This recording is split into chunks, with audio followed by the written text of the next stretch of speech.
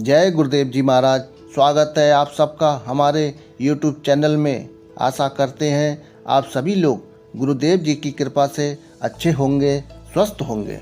ये एक कहानी है एक माँ की जिसने कभी भी नीम करौली बाबा से कुछ भी नहीं मांगा, लेकिन जब उसकी बेटी बीमार थी, मृत्यु की सैया पर थी, तो बिना कुछ कहे नीम करौली बाबा बिना बुलाए आ गए। और फिर उसके बाद क्या हुआ, ये सब चमत्कार देखने के लिए वीडियो के लिए अंत तक पूरा देखें। आज मैं आपको एक माँ की सच्ची घटना सुनाने वाला हूँ। ये घटना उत्तर प्रदेश के लखनऊ जिले की है। यहाँ रहने वाली अनीता देवी जो प्रतिदिन हनुमान जी की पूजा करती थीं, उन्होंने नीम करौली बाबा जी को कभी भी नहीं देखा था, पर वह उनके नाम से परिचित थीं। उन्होंने सुन रखा था कि नीम करौली बाबा हनुमान जी के परम भक्त थे और लोग उनको हनुमान जी का अवतार भी मानते हैं। एक दिन अनीता देवी की बेटी राधा, जिसकी उम्र 8 साल थी, उसको बहुत तेज बुखार आया। अनीता देवी बेटी को इलाज के लिए अस्पताल लेकर पहुंची। वहां कुछ टेस्ट हुए और टेस्ट के बाद डॉक्टरों ने कहा कि बेटी को वायरल इन्फेक्शन नहीं है, उसको ब्रेन इन्फेक्शन है, बचने की संभावना शायद बहुत कम है। ये सब सुनकर अनीता देवी टूट गईं और रोने लगीं। उसके बाद वह हनुमान जी के मंदिर में जाकर रोते हुए हनुमान जी से कहा कि हे भगवान, मेरी बेटी को बचा लो, मैं कुछ और नहीं जानती, बस मेरी बच्ची को बचा लो। उसी रात को अस्पताल के आईसीयू में एक ऐसा चमत्कार हुआ। नर्स दौड़ती हुई डॉक्टर को बुलाने आई।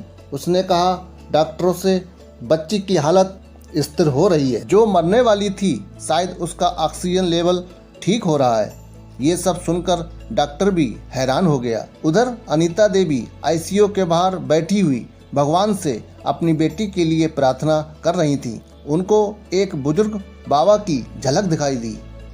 लंबा सा कुर्ता पहने, सिर पर कंबल, और वह सिर्फ मुस्कुराते हुए अनीता देवी से बोले, बच्ची अब ठीक हो जाएगी, तू चिंता मत कर। अनीता देवी सोच नहीं पाई कि वो कौन थे। 2 दिन में अनीता देवी की बेटी राधा बिल्कुल सामान्य हो गई। डॉक्टर यही कह रहे थे कि हम खुद नहीं समझ पा रहे कि ये सब कैसे हुआ। बेटी राधा को डिस्चार्ज के बाद जब अनीता देवी अपनी बेटी को लेकर घर लौटी, तब वहाँ एक पड़ोस की महिला ने बाबा का फोटो अनीता देवी को दिया और कहा, ये है नीम करौली बाबा, इनका आशीर्वाद अनोखा है। फोटो को देखकर अनीता देवी दंग रह गईं और सहम गईं। उन्होंने उस महिला से कहा, ये तो वही बाबा हैं जो आईसीयू के बाहर आए थे और हमसे कहा कि बच्ची ठीक हो जाएगी, तू चिंता मत कर।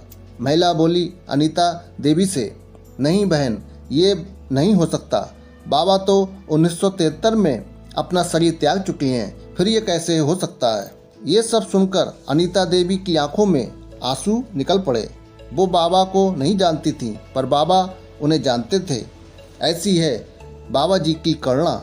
वो खुद को प्रचार नहीं करते, वो कभी नाम नहीं लेते। वो जब तुम्हारी आत्मा पुकारती है तो बिना आवाज़ के चले आते हैं।